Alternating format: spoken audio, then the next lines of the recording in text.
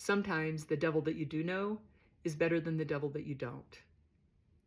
As you can imagine, with a whole bunch of women in prison, there's challenges with us living with each other, right? Like you've got hundreds of people living in small spaces and we're assigned cells with roommates that we didn't choose.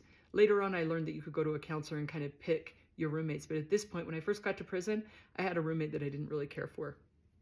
And I went to my friend Lily and just told her, I'm like, hey, Lily, she'd done a lot of prison time, so I knew that she would kind of understand. And she looked at me and she goes, louder, sometimes the devil that you do know is better than the devil that you don't.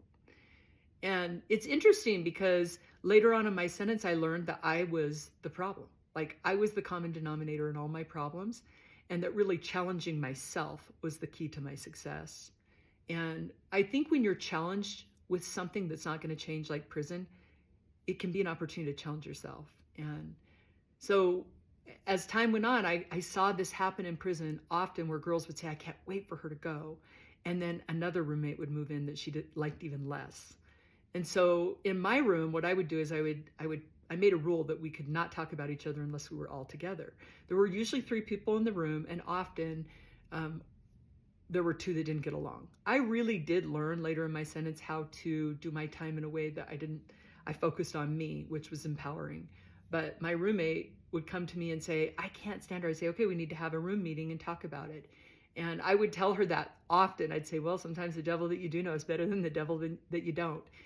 And I think what I've learned is that when I'm going through something, I can choose how I respond to the feelings that I have.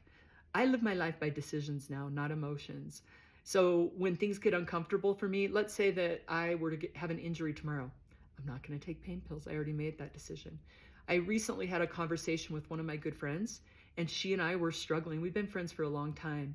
And I looked at her and I said, it's okay that we talk about this, but I want you to know that the outcome has already been decided. I love you. You're my eternal friend. I appreciate everything you've done for me, and that will never change. And it really took her back because it was like, I've already decided that I would stand by my husband and my children, and I believe in them no matter what. I've already made that decision. When you live your life by decisions, not emotions, it's very empowering.